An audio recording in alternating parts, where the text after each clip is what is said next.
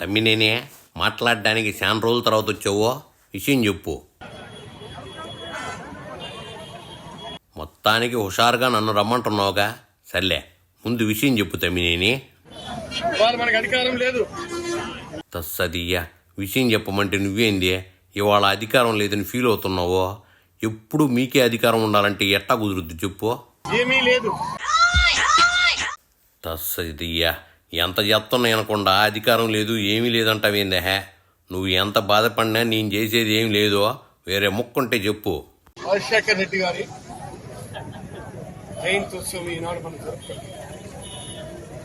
ఆ ప్రయత్నంలో ఇక్కడ ఆంధ్ర వలసలో వారి విగ్రహానికి పూలమాలలు వేసి మనం నివాళులు అర్పించుకున్నాం.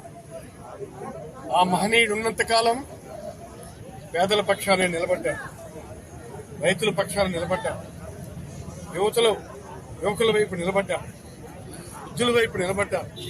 వైఎస్ అందరి పక్షాన నిలబడ్డాడు సరే, మీ జగన్ వ్యాపారస్తుల వైపు తప్పితే ఎటువైపు నిలబడ్డాడు చెప్పు. అయినా నేను నిన్న బయలుదేరే ముందు కొంతమందికి ఫోన్లు చేసి చెప్పాను, మీరు రండి రేపు 75వ జయంతి ఉత్సవాలు జరుపుకుంటున్నాం మనం అని చెప్పి ఫోన్ చేసి చెప్తే, ఫోన్ అందుకున్న ప్రతి ఒక్కరు కూడా బాధ్యతగా ఇక్కడికి వచ్చి హాజరైనా. మొత్తానికి నువ్వు ఫోన్ చేసి చెప్తే తప్ప మీ కార్యకర్తలు వైఎస్ జయంతి ఉత్సవాలకి హాజరు కాలేదన్నమాట. కామెడీగా రాజకీయాల్లో గెలుపోటాలుంటే సర్వసాధారణం. అయితే ఈ గెలుపు ఎన్నో అనుమానాలున్నాయి, మనకు ఆధారాలు లేవు. దానికోసం ప్రయత్నం చేస్తున్నాం. ఇప్పోసుగాల వాళ్ళది ఈవీఎం గెలుపు అని కొత్తగా చెప్తావేంది? మీరు గెలిచినప్పుడేమో మామూలు గెలుపా, వాళ్ళు గెలిస్తేనేమో ఈవీఎంలు గెలుపా? నిజం చెప్పు, వాళ్ళు ప్రజల ఓట్లతో గెలిచారా లేదా? సరే గెలిచారు, మంచిది. మీకు ప్రజలు తీర్పు చెప్పారు. మొత్తానికి ప్రజల తీర్పుతో గెలిచామని చెప్తున్నారుగా.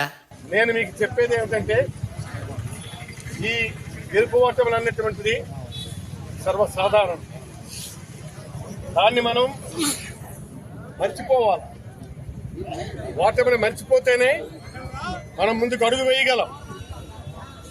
అందుకు ఈ ఓటమిని మనం ఎంత తొందరగా మర్చిపోయి మళ్ళీ దైనందిన జీవన కార్యక్రమాల్లోకి మనం వెళ్ళాలి. మామూలు ఓటమి అయితే మర్చిపోవచ్చు తమ్మినేనే, ఇంత ఘోర ఓటమిని మర్చిపోవాలంటే ఓ 30 ఏళ్ళు పుట్టుద్దులే. చాలా విషయాలు మాట్లాడాం జగన్మోహన్ రెడ్డి గారితో ఈ మధ్య కాలంలో. ఏంది తమ్మి, నేను జగన్తో చాలా విషయాలు మాట్లాడానంటున్నావు. ఈ 5 ఏళ్ల నుంచి మాట్లాడడానికి వీలు కాకపోయిన మాటలన్నీ ఇప్పుడే మాట్లాడావా ఏందే? మరొక మీటింగ్ పెట్టుకుంటాం, మీ అందరితో పంచుకుంటాను. పంచుకున్న తర్వాత మరో సెకండ్ ఊపు అన్నటువంటిది మనం ఇద్దాం.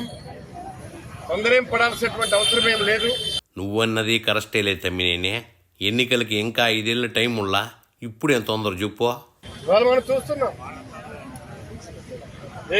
ఏ కార్యక్రమాలు జరుగుతున్నాయి.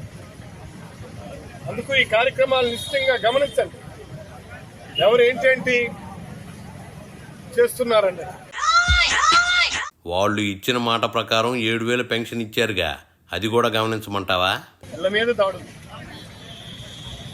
వాళ్ళు వేసుకున్నటువంటి షెడ్ల మీద దాడులు, పార్టీ కార్యాలయాలపై దాడులు, ఒకటేమిటి నానా నరక యాతన చూపిస్తున్నారు. 2019లో మీరు గెలిచిన తర్వాత కూడా టీడీపీ వాళ్ళని నరక యాతన పెట్టిల్లా?